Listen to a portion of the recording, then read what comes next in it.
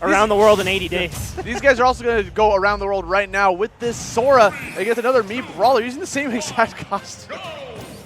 That's funny. Hey, if the moves are the moves, you're good. Yeah, I mean, you're set, right? Rocking it up here. Face off against Sora. Now, Sora being the final character to be introduced to Smash Bros. There were a lot of high hopes for this character to be, like, really good. And kind of fell short a little bit, but because remember that one account that was keeping track of how many days it's been since Sora has won the game, a set on stream. The Sora hater account. But we still, we still see Sora, making some moves out here. Definitely wouldn't call him like one of the top tiers, but it's making some waves lately. I would say a very similar archetype as Robin that we just saw on the stream, where it's like you have to know the exact times where it is safe to go in and approach, particularly when you're this Brawler, right? Because like you have to get past the Keyblade disjoint, you have to get past the cycling spells at the bottom of the screen. There's just a whole lot of traps to fall into. Man, we're doing Sonic Blade a lot right now, going on to the shield. An unfortunate SD coming out from Sacred with that symbol that's after their name, by the way. That's how I'm feeling right now after that stock. I'm just pretty nonplussed. I'm pretty undertailed right now, And yeah, now able to set up shop right under that platform with this Thunder and Blizzard cycle. Okay, getting frisky with these dive kicks, and we got a clash right now as we try to. Xanpanman kind of swinging for the fences there, kind of expecting Sacred to like dive in. I really like just like the aggressive avoidance of the side Bs, right? Like, why even bother to shield it when you have to deal with a mix-up on the shield? Just run away from it the entire time, get a punish on the landing. Bro, something I always forget about is like the lag on Sora's dash attack. It lasts for so long. It's in Sonic Blade as well, right? You're able. Sonic Blade's kind of a very scary thing to go for on shield like that because you can get a big punish. It reminds me of some fighting game character moves that have very similar stuff, like Zeta from Grand Blue. That's all that we're doing now. Sacred has evolved the gameplay to just be a punish gameplay. Wait for Zan to overextend and to get a punish right afterwards. The forward air kill from Brawler, not really one you see too often until like 200%, which is exactly the situation we were in here. That was an almost SD, but you're playing Sora, so you have all the resources in the world to get back to stage. You've got like one of the tallest double jumps in the game. And you don't even need it because you have two different side B and up B to get back to stage too. So floating. And after just falling really far behind here, Sacred has pretty much tied up the percent, but you're going to eat a forward smash to the face and a Thunder on the back end. That will knock off the top. Yeah, Thunderga coming in clutch there for the end. I know a lot of Soras that try to like burn through Blizzaga and Pyraga as fast as possible, so they always have Thunderga ready to rock. So it's such a good edge guarding tool. And we saw it perfectly exampled here versus Sacred, who is now on final stock at game 1. Just waiting out these counters. Really patient recovery from Xanpanman. Zambi's spamming counters. I don't know what he's countering right now, but hoping Sacred was going to be over-aggressive. But there's something we've been noticing. Sacred's starting to play incredibly safe. Waiting for punishes. Now, just wait for the Sora. Sora is going to press buttons. I love the down smash mix-up because it just puts his hurt buff into the air. You can't grab it. Really nice avoidance there. And now just adding for a nice extra percent. There'll be another Thunder God coming in clutch here. Now, at this point, Sacred needs to find this big, after that up B, maybe try and go for something bigger, and that's a great punish that we need, an up B upon the falling down air. Very high committal move.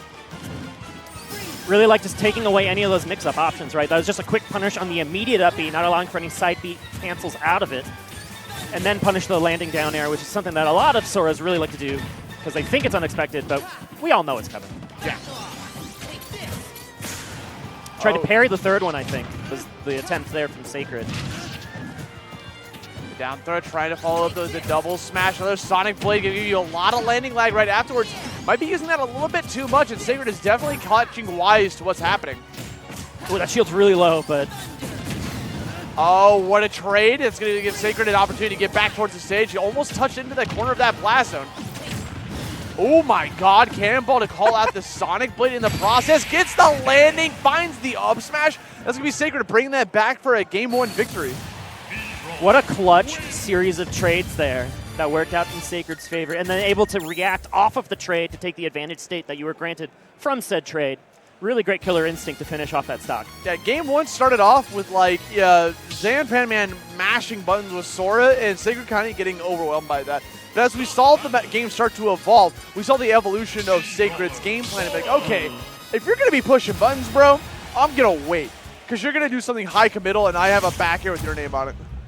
Yeah, Fundy's me Brawler, you could say. Not really too much cheese, just getting in the punishes, and it's enough to claw out a dub. I always feel so sad when some of these characters get, like, the coolest costume changes, and then some characters are just like, yep, color swap, there you go. Like, Sora has so many different costumes that's, like, pays homage to, like, all of his old games. Like, this is the, what is this, the Donald form of like, Kingdom Hearts 2 or something like that? Oh, it has been Dry form, that's what it's called. Forever since I've played Kingdom Hearts 2. I think I played that like in middle school. Bro, showing our age a bit, right? Oh yeah, we've been around the block. Oh my god, Cannonball going right past him, Sonic Blade right onto the right side of that platform. And just getting, again, some good punishes on these whiff counters. Slow and steady. Big. Oh, love the zone break there with that dash attack. Just stop any of the startup of Sora's burst option. It's good having a burst option like that. It's really strong, but like some characters can actually pop out of it. Me Brawler is definitely one of those characters that can get something meaningful off of that, and we're getting a little bit overzealous right now, expecting for Xanpan to jump out of shield. Yeah, and maybe we're trying to look to like cancel the lag on that by landing on the ledge. If there wasn't a pull of the trigger on a punish too quickly there, but instead Xanpan knows the up out of shield's going to work. I'm going to jump into the guy spamming Firaga right now on the corner. Oh, forward smash charge from trying to fight a ghost or something. Sacred comes in with the rapid jab, pushes him right back into the thick of things. And like you said, Sacred just knew that there was going to be a dash attack into the corner pressure situation. Just wait that out. No! Oh, dog, not like this. That's the day one Sora tech. It lasts so long. It takes so long to get that wind up, and the hitbox is active for so long. And it's all a sweet spot, pretty much. Yeah. It feels like there's not even really a sour spot on that Keyblade, just in general. It's a great disjointed attack. Yes. And now you can just press these side Bs all you like. You have a 2-stock 1 lead. Super healthy. There's no way he does it a third time, right? He's going to do it right here. What, the wow, side B? I got mixed up. I got hit by that dash attack. It's side B or a dash attack. It's one of the two, right? Yeah. Something that is advancing you towards your opponent to play Unga and Bunga. There's the Sonic Blade. There we go. Big punish coming out. Go for the grab. Very good combo setup for me, Brawler. Unfortunately for them, the Xanpan was a little bit too high a percentage to get anything meaningful off of it. Oh, and another great bowling ball snipe. Evens up these stocks. Actually, not that 60 to 70% range of extra credit is the one that's like, oh, it could have been worse if you're on the receiving end. Yeah. But as your opponent, you're like, oh, that's fine enough. Okay, landing towards the middle of that stage, a lot more dashing back and forth to see what we're going to be able to do. Opting to go for the up B into the side B right afterwards. Sneak away from that forward smash on the platform. That's a really scary move. And it could have been a bigger punish on the other side as well there, but everyone's sneaking away. As Thunder God ready to rock, just jumps up there with a burst option of the up air, does another down throw, try to get something cooking here. Down tilt's going to be the combo starter to be able to end up game number 2 with the Sora. After he landed that first up air, I was like, that was the first up air we've seen the entire set. And then I was like, wait a minute, you can combo into that. So it comes out. Found it at the perfect time. It literally comes out so fast, and you float with it with the double jump, so it like carries the momentum with the up air. It's a very cool tool. Sometimes you'll see Soras use that for like a quick ladder combo, right? Yeah. But not really for like a KO, just for a bunch of percent.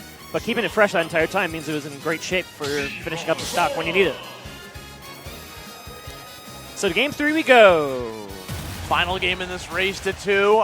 Again, I think Sacred found the game plan there in game number 1, but I guess maybe Battlefield overwhelmed them a little bit. Playing passive, playing safe, I think is the key here. Larger stage, Pokemon Stadium. But again, we talked about how that platform height, the side platforms are a little bit higher than they are on Battlefield, right? So that can lead to a little bit easier time finding some of these Mii Brawler combos that they're so well known on this character. Oh yeah, 100%. Okay, back air to try to get that string going. But Zan's just going to respond in kind with a grab. Another grab. I think this is the new gameplay coming out from Zan, right? Just catching these landings, going for the grab over and over, and just trying to get the minuscule damage you get from it. That grab was just pixels away. But that means Xanpan gets a quick combo out of the disadvantaged state. There you Gonna get the three piece from the Sonic Blade. Unfortunately, Thundergo was actually too far away because Sigurd got up close and personal. Yeah, what a great dive to get in through the Thunder, because we saw how lethal that Thunder is, particularly in the edge guard state at this high percent. So, difference between life and death. All right, so Zan is a fan of going for the up B, side B. Like, no matter where you are. Oh, up B didn't hit. I'm immediately going into side B. Xanpanman, the fan of the side B? Yeah. Xanpanman, the fan of the plan.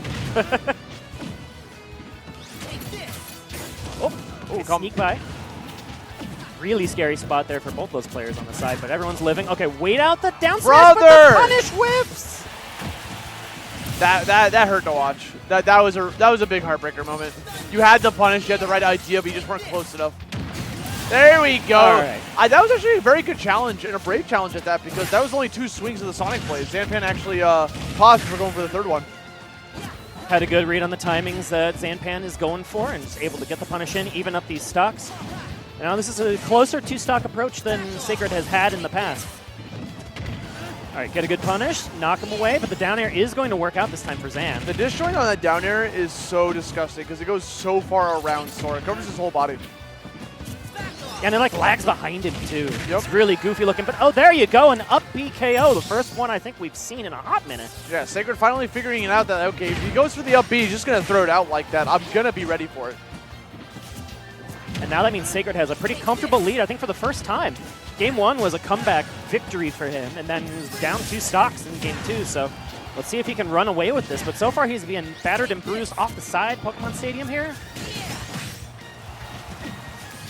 All right, that up B going to put you into a good situation. It does it again one more time for your troubles out of shield. Not enough to get the kill for the right side of the stage when you're on the left side of things, so you need to get out there and try to get something going. But Xanpanman trying to catch that landing, has Fire Rocket ready to go. Up smash, he fell out. The no mash was the mix-up, right? The no mash mash. Or no mash. Yeah. And so the timing was just a little weird, but okay, you're going to get a back throw for pretty much free on that platform. Sacred maybe trying to like start like an up air or something there. I don't know what he was really going for, being so aggressive, but that's going to work out for Xan. I always feel like King K. Rool is the character that taught me about the mash, no mash mix-up. Back in week 1 when we thought King K. Rool was the best heavyweight. King K. Rool. Yep.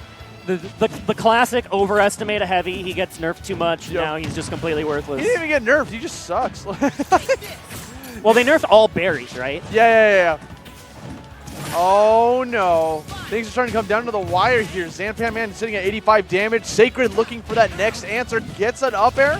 Finds the up B. He catches him mid-air to solidify that set. Sacred bring that back 2-1 in a nail biter of a set, sending Xanpan down to losers. And he's screaming towards his fans, bro.